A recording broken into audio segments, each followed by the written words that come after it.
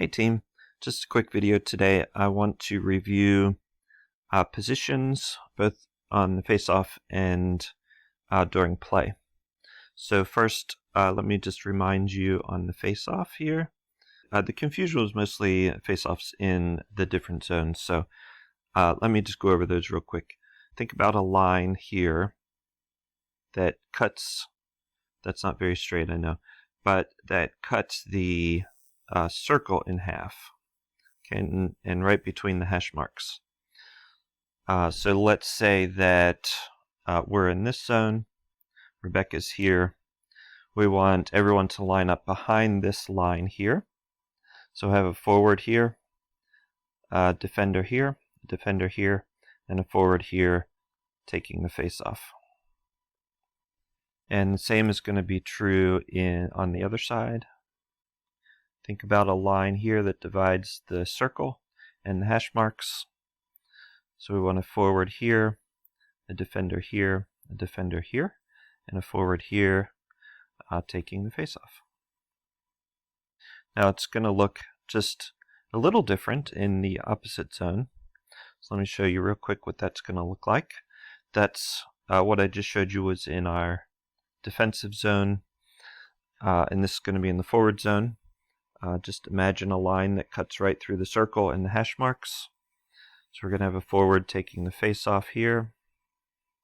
We're going to have a forward here, slightly offset, and then defenders back here.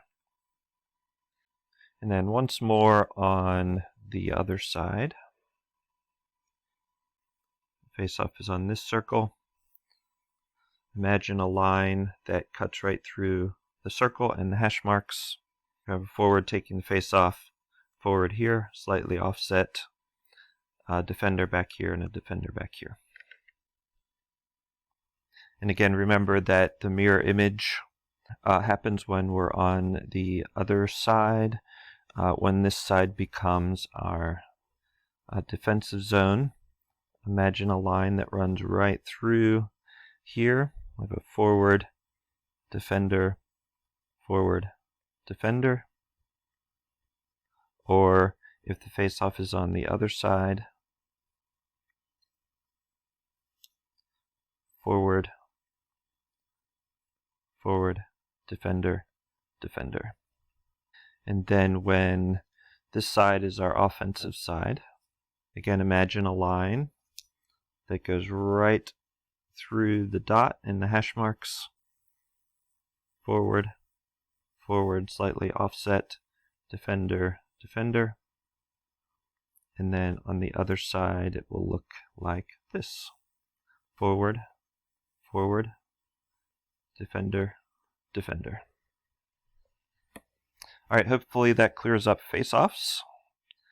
Take a look at that and practice your positions there. And then I want to go over real quick just a reminder about positions.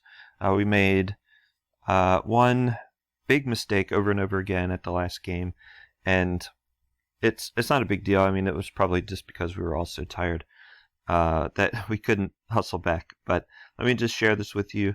Again, we were on the home bench. So in the first period, this was our defensive zone. And this was our offensive zone. And what was happening was that we would have a defender that was in deep, and then forwards that were in deep also. And then there's one defender back, and they had big-time cherry pickers on their side. So they had a forward here and a forward here. And that meant that this defender could not go very deep. And this defender had to keep coming back to try and block these two, defend these two forwards. And it would leave a scenario of 2-on-1 just about every time. And this is fine. I don't mind everyone going deep here, but two things have to happen if you're in deep.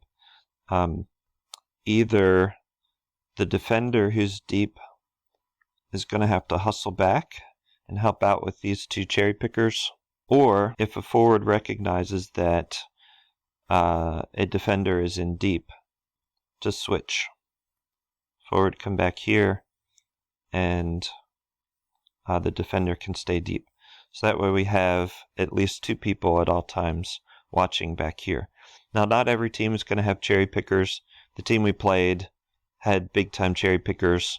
I noticed one time when we had the puck, let's see, if I remember correctly, I was here, we had a defender here and forwards up here, and the opposing team had a forward here, just standing here waiting for the puck. And yeah, it's kind of a cheap way to play, but technically in inline hockey, there's no offsides and there's no icing. So teams can just do that all they want. They can just have a player down at the other end cherry picking the whole time. And there are a few players who do that constantly. So we just have to watch for that. We either need this defender who's deep just to hustle back. Again, it's okay for you to take that in deep if you feel comfortable going for the shot or a pass. But if you do that, you gotta hustle back to help out this defender. Or, again, like I was saying, if, let's say, the forwards recognize we have a defender here and we have a defender who is taking the puck in, forwards, just pay attention to that. If there's a defender who's in deep, just have a forward circle back here. Okay, so that we always have 2 defenders back here, and then we have 2 forwards up here. Okay, so this defender just becomes a forward, and this forward just becomes a defender, and that's just temporary until you can switch back again. So pay attention to that. Again, 2 options. If a defender takes the puck in deep, the forward's got to either switch or the defender's got to hustle back and help out on D again. And again, I really want us to try and play zones as much as possible. So when we're in our offensive zone, this is our defensive zone, this is our offensive zone up here. We want to have a defender here, forward here, and a forward here. Again, you don't have to be exactly right in the center of your zone every single time. Sometimes it may look like this. Let's see, where we have a forward in deep, forward here, a defender here, and a defender here. But we want to be relatively close to our zones so that we can be ready and adjust no matter where the puck goes.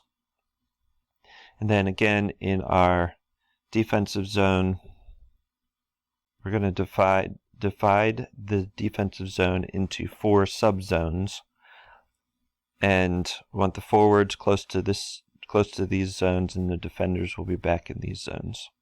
And again, remember, it's going to be the mirror image when the zones are reversed. So just keep that in mind.